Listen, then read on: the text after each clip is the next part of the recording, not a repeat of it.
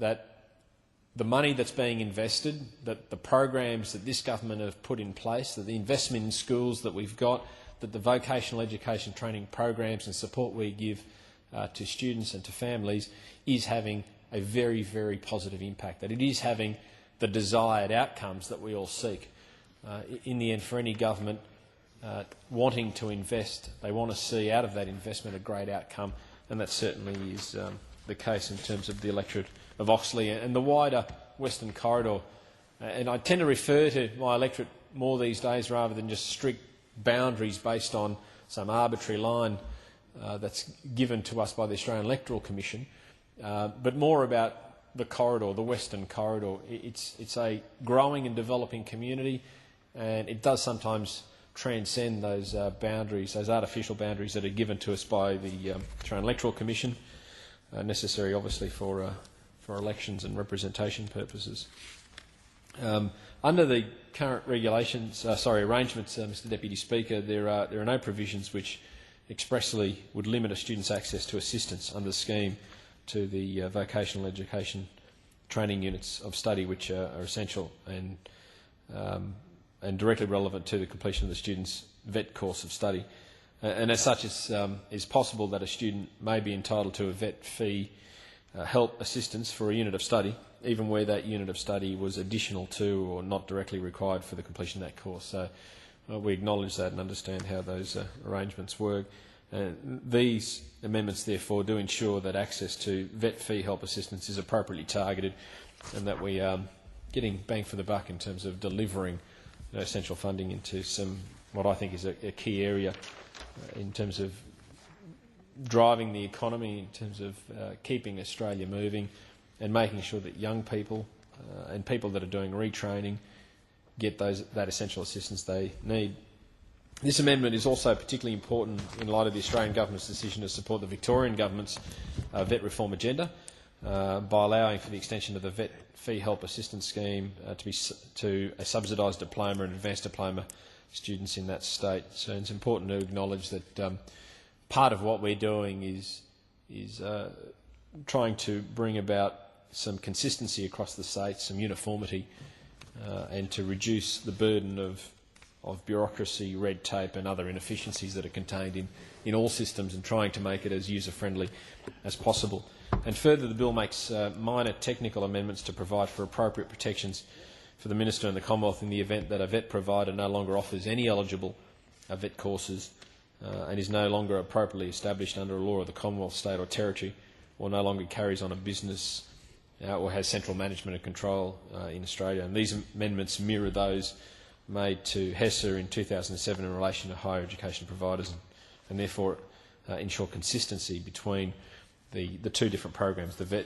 VET fee help assistance scheme and also the fee help scheme. And the bill also makes amendments to the provider approval provisions to ensure that a greater number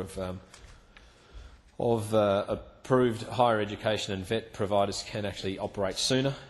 giving eligible students faster access to both those schemes with those providers. Under the current HESA arrangements, notices of approval are legislative instruments, and such notices of approval to operate as a higher ed or a VET provider do not actually take effect until the parliamentary disallowance period of 15 joint sitting days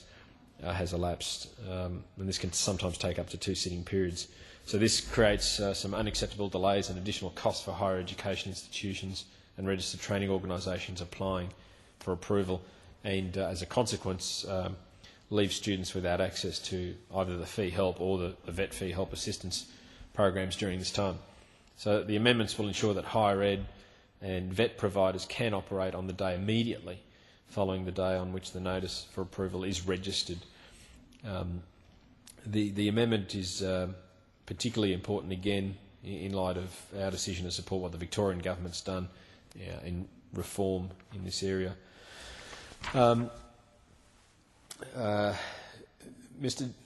Madam Deputy Speaker, there's been a change in the chair while I was looking down. The key drivers of this amendment and changes are part of a wider program of the Rudd Government's move to make not only education, higher education and vocational training more efficient, but they're part of a general philosophy that we have in terms of creating better efficiencies, more consistency across states, across different jurisdictions, and ensuring that where the government expends taxpayer dollars, that you get maximum value for those dollars, and that they're appropriately targeted at the people they're meant to help, that they're targeted at the appropriate schemes or courses, and that in the end it's an investment not only in those people that receive that help, but it's also an investment in jobs, it's an investment in the upskilling of all Australians, that it helps to provide for better infrastructure delivery, and very importantly in all electorates, helps to provide better schools, better outcomes out of the students that go through the schools, and I think too has better linkages between primary and secondary education onto higher education, regardless of the path that students want to take, whether they want to take a university type path or whether they want to take a trades-based path, that both of those have some equal opportunities, that students can choose for themselves, and they can do that as early as possible through the education system, be it government or non-government. And I think one of the great successes, I would say, of this government has been over recent years of turning that debate around. And I think a lot of public view and certainly in the community, about these constant debates, the debates of old of between government schools and non-government schools about how money is expended and what's more valuable, and the debate between a trade or a university degree, all old debates which I think are well and truly,